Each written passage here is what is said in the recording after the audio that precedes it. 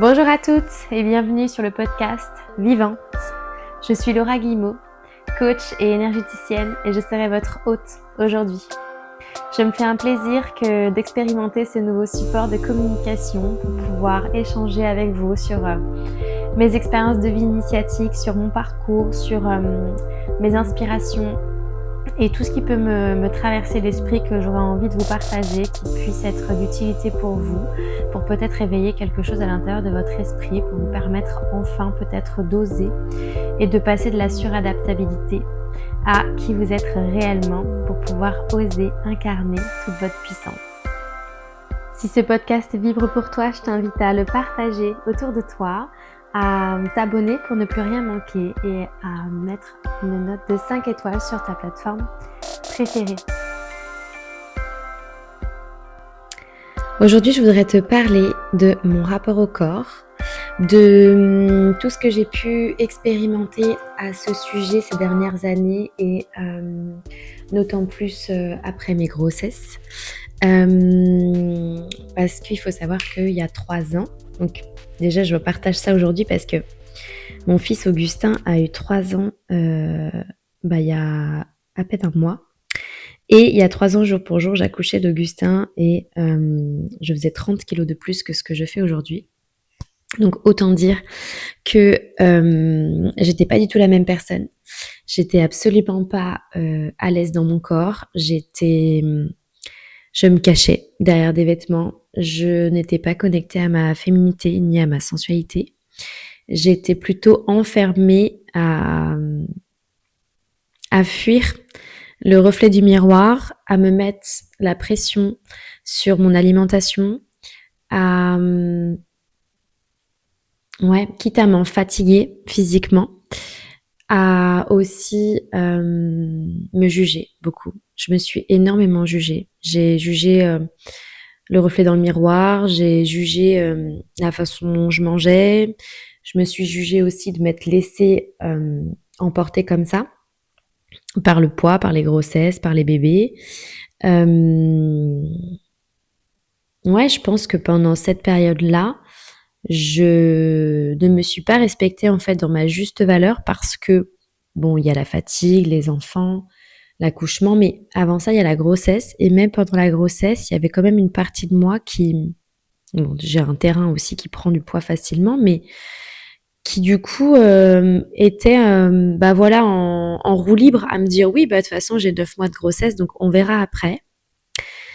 Et actuellement, après 3 ans, derrière avec 30 kilos de moins, je pense que je peux dire que j'étais dans une forme de fuite avec moi-même qui passait par l'alimentation, parce qu'il faut savoir qu'on est beaucoup à être dans la compensation alimentaire, de quand il y a une émotion, quand quelque chose ne va pas, on vient se réfugier dans la nourriture. Et c'est pas forcément toujours un mal, tout dépend comment on le fait et avec quoi on compense. Mais moi, je sais que j'ai beaucoup compensé avec le sucre et avec du recul aujourd'hui, je sais à quel point le sucre a été une récompense, a été comme un câlin en fait pour moi-même. Parce que je venais m'y réfugier quand j'avais une émotion qui était trop forte, quand j'avais pas passé une bonne journée ou quand j'étais tout à l'inverse, plutôt heureuse. Et aujourd'hui, c'est plus le cas. Je veux pas dire que ça n'arrive jamais, mais c'est vraiment plus le cas dans le sens où j'arrive à me choper avant d'aller dans la cuisine et d'ouvrir un placard. Parce que je sais que quand c'est comme ça, ça veut dire que l'émotion revient en fait au premier plan. Il n'y a pas cette prise de recul. On est tout de suite dans le fait, on est tout de suite dans le feu, dans ce qui est dur à vivre. Et on n'a pas le temps, ou en tout cas, quand on est comme ça, on n'a pas le temps. On pense ne pas avoir le temps de prendre du recul, d'accueillir ce qu'elle a, de venir nommer l'émotion, de venir en parler pour pouvoir se dire « Ok, là en fait, je suis en train de surréagir. Peut-être qu'il faut juste que je prenne un peu de recul, que je réagisse pas à chaud. » Moi, je suis bélier. Je suis une nana qui a plutôt tendance à foncer.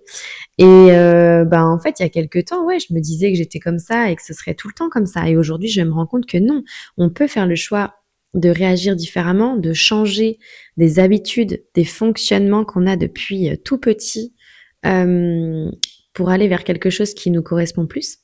Et typiquement, c'est ça. Moi, aujourd'hui, je prends le temps avant de réagir à quelque chose, je prends du recul. Les gens me disent, bah, tu mets du temps des fois. Bah oui, mais en fait, parce que j'ai besoin de ça pour me dire, ben, ok, là, je sais ce que ça me procure, je connais, je vois l'émotion que ça me fait ressentir. J'en parle à des personnes ressources à qui je sais auront la bonne oreille pour écouter ça au besoin.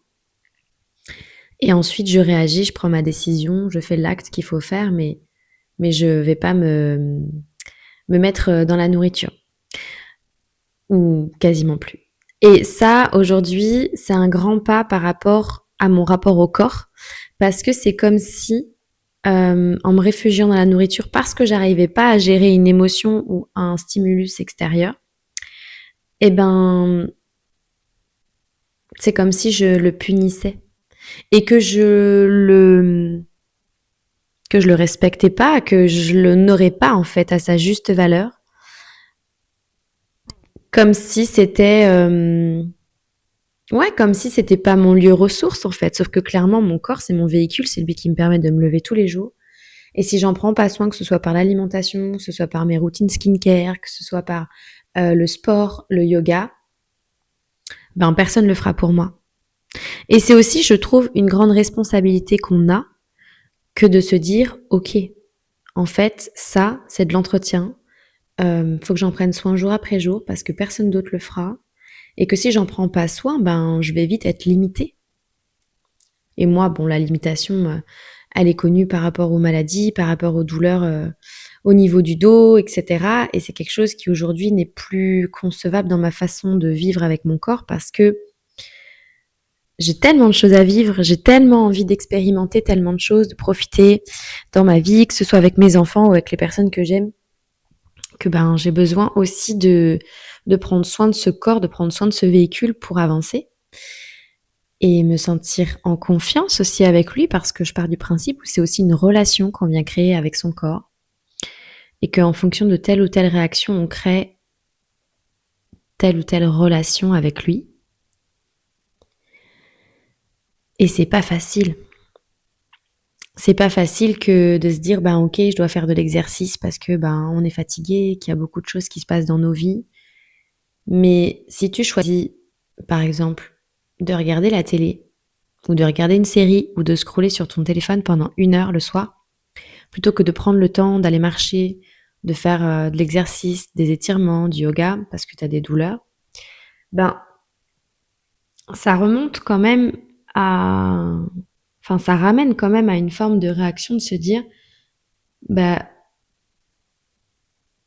est-ce que je suis pas assez importante? Est-ce que mon corps n'est pas assez important pour que je puisse le prioriser dans ma vie tous les jours?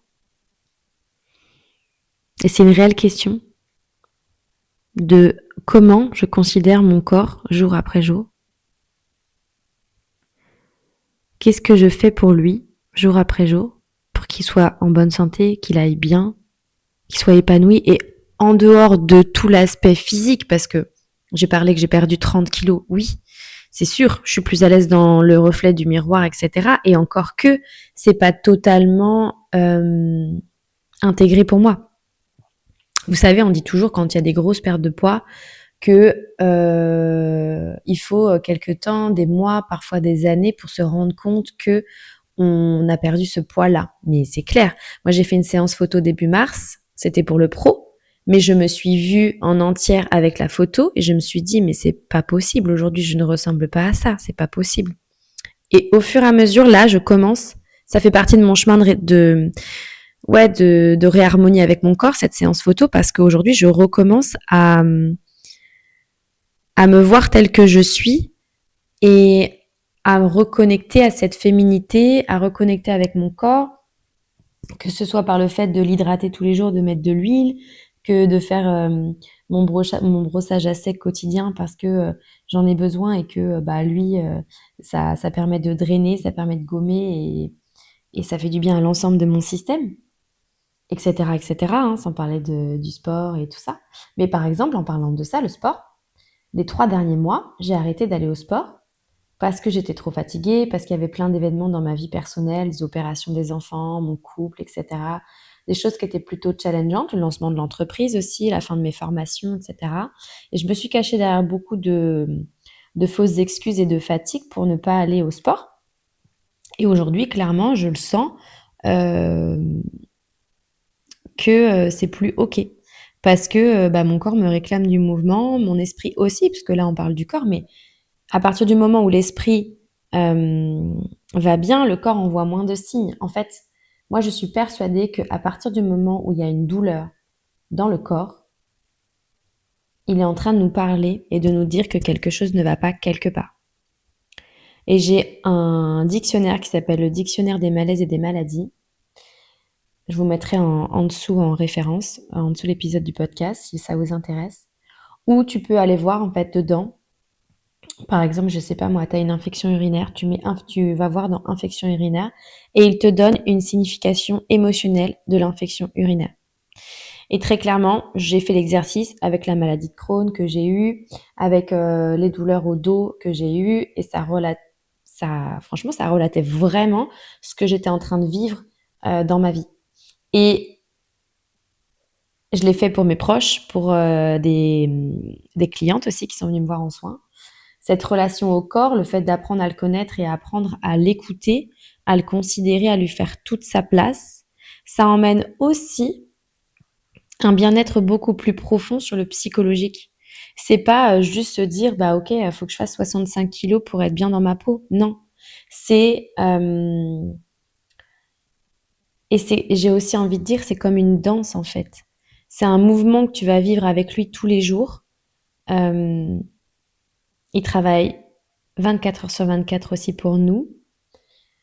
Et plus tu vas prendre soin de lui, que tu vas écouter, te connecter à ses messages et, et qu'en fait tu vas lui faire toute sa place, tu vas créer une vraie relation et tu vas le considérer, plus il te le rendra en fait en énergie physique, certes, mais en énergie aussi psychologique.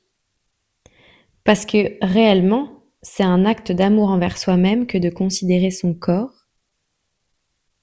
que de prendre du temps avec lui, que de le prioriser dans tes journées pour pouvoir te sentir bien. Ouais. C'est vraiment un acte d'amour envers toi-même.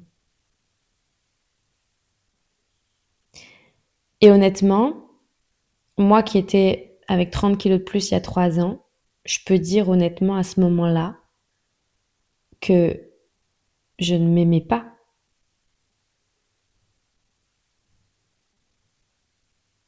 en fait.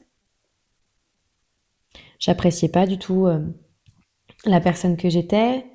Vous le savez, je l'ai dit dans l'épisode 1, mais j'étais en suradaptation. J'avais beaucoup de colère, beaucoup d'impulsivité, de jugement. Et j'étais pas moi-même.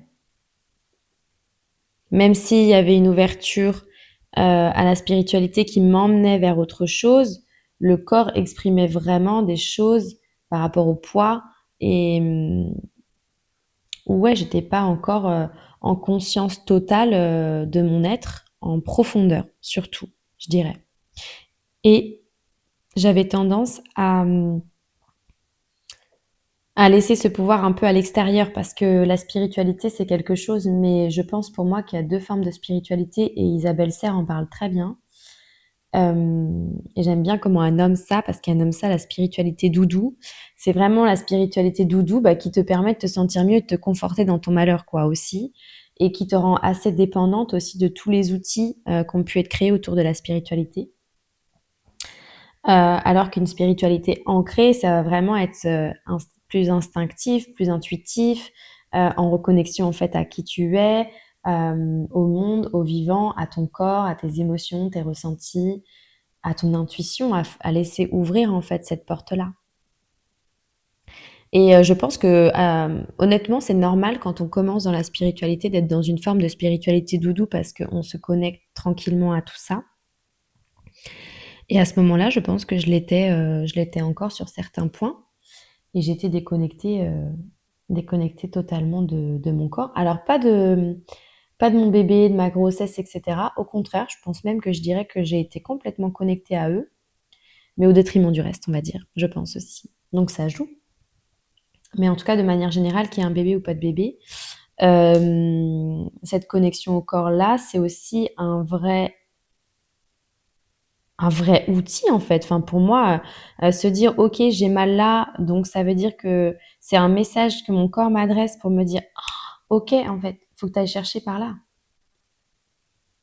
Et à partir du moment où tu commences à réfléchir comme ça et à ne pas, parce que bon, moi j'en ai eu des personnes autour de moi, bah oui, bah j'ai tout le temps mal là, et puis bah de toute façon c'est comme ça passera jamais, et puis bah de toute façon dans ma famille, eh bah il y a ci, bah il y a ça, mais oui, mais pour moi,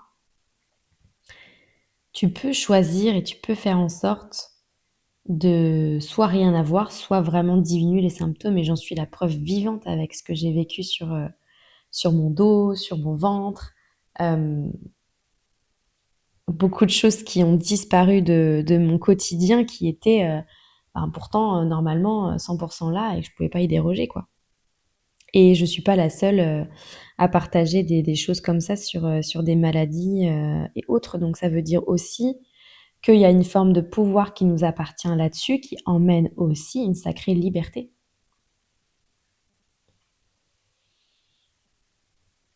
Et donc aujourd'hui, j'ai envie de t'amener à peut-être, si tu as l'élan et si ça vibre pour toi, mais de te connecter en fait à cette sensation de liberté-là que ton corps peut t'apporter si tu prends soin de lui et que tu le considères. Et de peut-être, à la fin de cet épisode de podcast, prendre un engagement envers toi-même, comme un premier pas, encore une fois. Je vais vous inciter à faire beaucoup de premiers pas. Et j'espère que vous ferez les deuxièmes par la suite, pour vous en tout cas. Et donc vraiment de se dire, bah ok, qu'est-ce que là aujourd'hui, à mon niveau, avec mes moyens, avec le temps qui m'appartient que j'ai, qui est le mien, je peux réellement mettre en place, sans me trouver d'excuses, pour prendre soin de mon corps. Est-ce que c'est juste se masser le ventre le soir pour se connecter vraiment à sa partie intuitive, féminine, sensuelle? Est-ce que c'est juste aller marcher 1 heure par jour? Est-ce que c'est juste me mettre de l'huile parce que j'ai la peau sèche et que je le fais jamais? Qu'est-ce qu'elle a pour toi? Qu'est-ce que ton corps te réclame aussi? Est-ce que c'est passer de 3 cafés par jour à un ou deux? Parce que tu sens que ça te donne pas des bons effets, tu vois? Ça peut être un truc tout petit et tu peux en prendre un seul, mais tu peux aussi t'engager à en faire plusieurs si tu es prête et si c'est le moment pour toi. Mais en fait, de ne plus te rendre négociable avec toi-même et ton bien-être pour avancer de façon sereine avec ce véhicule, avec ce moteur qu'est ton corps pour pouvoir aussi euh, venir te déployer en fait dans le monde parce que si ton corps il est pas ok, tu vas vite être limité, tu pourras rien faire par la suite. Alors que je suis persuadée que tu as beaucoup de choses à déployer et à faire dans le monde. Que ce soit pour ta famille, que ce soit professionnellement, que ce soit pour tes amis, pour toi-même, peu importe. Mais en tout cas, tu en as besoin. Et donc pour moi, c'est vraiment quelque chose qui est devenu non négociable et qui aujourd'hui prend une part importante de mon temps dans la journée. Donc je vais te partager ce que moi je fais et ça pourra peut-être te donner des idées, t'inspirer sur les façons de prendre soin de ton corps et même au niveau de l'alimentation. Très clairement, moi le matin, j'ai décidé de plus boire de boissons chaudes, etc. Donc je me fais une eau tiède en fait citronnée pour vraiment venir nettoyer tout le système de mon corps, vraiment venir détoxifier au niveau du foie, au niveau de l'estomac. Et attention aux estomacs fragiles pour ça. Moi, je me suis vraiment adaptée au fur et à mesure du temps. Et puis après, c'est un dosage aussi. Mais je commence vraiment par ça. C'est vraiment ce qui va venir nettoyer en fait mon corps. Je gratte ma langue aussi avec un gratte-langue en cuivre. Ça, c'est une méthode ayurvédique qui vraiment permet de venir nettoyer toutes les toxines au niveau de la langue. Euh, je brosse mon corps avec une brosse c'est un brossage à sec en fait, avec une brosse spécifique pour ça. Donc toujours du bas vers le haut, qui permet vraiment de venir drainer, de venir activer la circulation sanguine et qui va venir faire un gommage en fait sur l'ensemble de la peau. Et puis bah, ensuite, j'hydrate. Moi, j'ai la peau sèche et sensible, donc je mets de l'huile. Beaucoup, beaucoup d'huile, surtout là en plus avec le temps qui commence à faire, j'en ai bien besoin. Donc je te partage ça. Au niveau du petit-déj, moi, c'est assez simple, c'est toujours la même chose. J'ai arrêté le pain, hein, clairement. Ça me faisait trop mal à l'estomac, ça me gonflait le ventre, etc. Et puis c'était pas assez d'énergie aussi. Donc fromage blanc, fruits, granola, flocons d'avoine, voilà, des cranberries, des graines de courge, des graines de chia, de la poudre de noix de coco. Enfin, il y a plein de recettes différentes à faire pour ça, mais qui permettent vraiment de prendre ce temps-là. Et puis au niveau du midi, souvent, je mange vraiment le plat chaud le midi avec des légumes cuits, etc. Et le soir, je vais plus manger du cru. Euh, pour une question de digestion aussi et pas de féculents le soir non plus.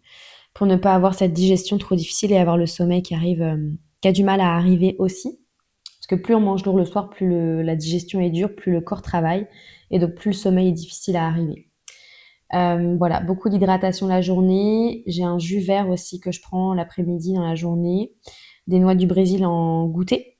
J'en prends 3-4 parce que ça a des bons gras à l'intérieur et c'est hyper bon pour la santé. Puis je suis végétarienne, donc j'ai besoin de complémenter aussi. Mais même pas végétarien, c'est bon d'en prendre. Et puis le soir, avant d'aller me coucher, c'est infusion et au moins 1,5 litre d'eau par jour minimum. Sachant que je bois pas en mangeant. Je bois avant, après. C'est important aussi pour la digestion, pour l'estomac et pour la sensation de satiété, pour manger vraiment à sa faim. Donc ça, c'est vraiment la partie alimentation. Le soir, je me réhydrate et je vais me masser le ventre avec une huile de rose qui permet vraiment le ventre, les seins, le décolleté, qui permet vraiment de venir connecter à ma sensualité, à ma féminité, mais aussi prendre conscience de mon état émotionnel, parce que le ventre, c'est le deuxième cerveau. C'est un peu le centre de tes émotions. Et je viens vraiment le masser et je fais tous les mouvements qui me paraissent les plus justes, dont j'ai besoin, tout ce que me réclame mon corps. Donc ça, je le fais allongé tranquillou dans le lit. Et, euh, et puis bah, des étirements le soir et j'en fais aussi le matin avant de me lever, avant de sortir de mon lit. Et puis activité physique régulière, donc les étirements tous les jours, du yoga régulièrement aussi, et puis de la muscu à la maison puisque j'ai arrêté la salle et j'ai pas réussi encore à reprendre le chemin de la salle. Donc on verra ça à un autre moment. Mais voilà, pour te donner quelques pistes, quelques indicateurs qui peuvent te faire du bien et t'aider à trouver ce premier pas, cette première routine qui peuvent te permettre d'avancer. Sachant qu'une routine, ça prend du temps à vraiment être ancré dans ton quotidien. Donc je t'invite aussi vraiment à insister, à ne pas lâcher jusqu'à ce qu'elle devienne non négociable et qu'elle soit naturelle pour toi. Je crois que c'est minimum 30 jours pour défaire une habitude et je crois que c'est au moins 30 jours pour en refaire une. Un truc comme ça. Donc tu vois, ça prend du temps, donc il faut aussi être patient et peut-être amener routine par routine, ne pas se dire du jour au lendemain, je vais tout changer, mais peut-être, voilà, commencer par un truc et puis quand celui-là, il est OK, commencer par un autre truc pour pouvoir être sûr d'y arriver dans la durée si c'est ce que tu as envie de faire, quoi, pour ton bien-être et pour te sentir bien. Donc voilà par rapport à ce que je voulais te partager par rapport au corps. Et je pense que je ferai un épisode sûrement bientôt sur la féminité, la sensualité. J'ai envie d'en parler aussi de cette connexion-là. N'hésite pas à me dire en commentaire si ça t'intéresse ou à m'écrire en message privé. Mais c'est un sujet qui m'anime et dont j'ai envie de parler aussi. Voilà. En tout cas, j'espère que ton écoute a été agréable. Poste en commentaire du coup ton premier pas ou ton engagement envers toi-même et ton corps que tu as envie de faire, ton ou tes engagements d'ailleurs. Tu peux les poster en commentaire, tu peux partager cet épisode s'il t'a plu à quelqu'un où tu sais qu'elle en a besoin, que ça lui ferait du bien, que ce serait une chouette ressource pour elle. Et je te dis à bientôt pour un nouvel épisode.